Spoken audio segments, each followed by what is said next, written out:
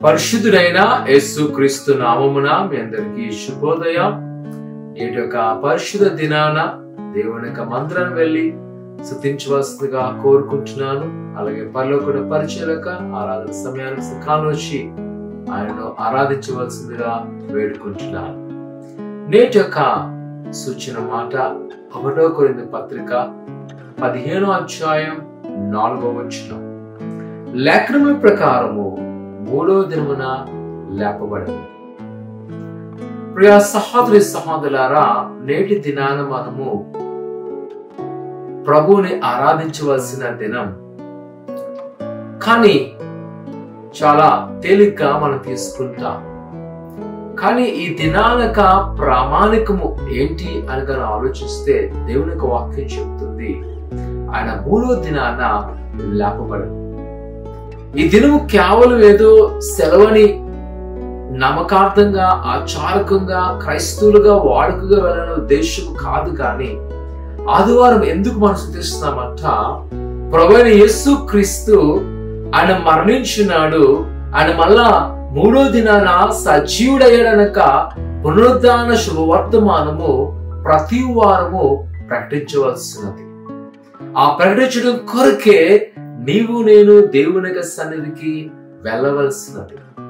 ప్రియ సహోదరి సహోదరులారా, నీ నా జీవితాల్లో మనము ఆలోచించినప్పుడు ఆదివారం ఆరాధన చాలా తేలిగ్గా తీసుకుంటా, మన సొంత పనుల కొరకు వినియోగించుకుంటా, కొన్నిసార్లు దేవుని యొక్క మందిరం వెళ్ళడానికి అయస్త పడుతుంటాం, సరేలే అలిసిపోయాను కదా అని.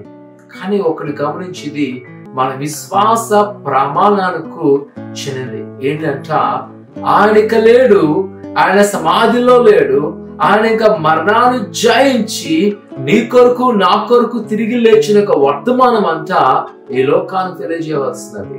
నువ్వు ఆదివారం వెళ్తున్నప్పుడు అనేక మంది చూచినప్పుడు వారు తెలుసుకోవాల్సింది అంటే, వీరెందుకు ఈ ఆదివారం వెళ్తున్నారంటే ప్రభువైన యేసు క్రీస్తు మృతుల్లోంచి లేపబడ్డాడు. ఒకవేళ ఈ శుభవర్తమానాన్ని మనము నిర్లక్ష్యపరుస్తున్నామేమో, లేదా మనము ఆగిపోవడం వలన అనేక మందికి ఆ వర్తమానం ఆపివేస్తున్నామేమో. మరొకమంతే ఈ దినాన దేవుని యొక్క మందిరాన్ని వెళ్ళి నిరూపణ చేయి. నీ విశ్వాస నిరూపణ ప్రభువైన యేసు క్రీస్తు 3వ దినాన లేపబడ్డాడు.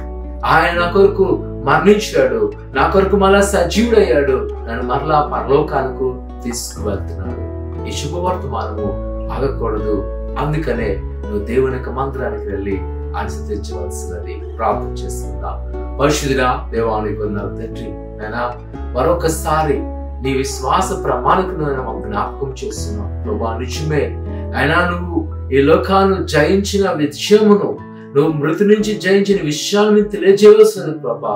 మాలో నిర్లక్ష్యమైన స్వభావం తీసేయండి దేవాని యొక్క చిత్తానుసారం జీవించటకు మాకు సహాయం దయచేయండి తండ్రి. నీ కృపతో మమ్మల్ని బలపరచండి, నీ దీవునితో మమ్మల్ని ఆశీర్వదింపచేయమంటున్నాను దేవా. నీకు ఈ దినాన్ని ప్రభా నిర్లక్ష్యపరచకుండా ఇక నీ సన్నిధిలో బలపట్టకు సహాయం చేయమని యేసునామమున తండ్రి, ఆమేన్.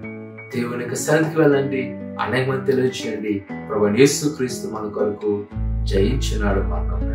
దేవుడు దీవించును గాక. ఆమేన్.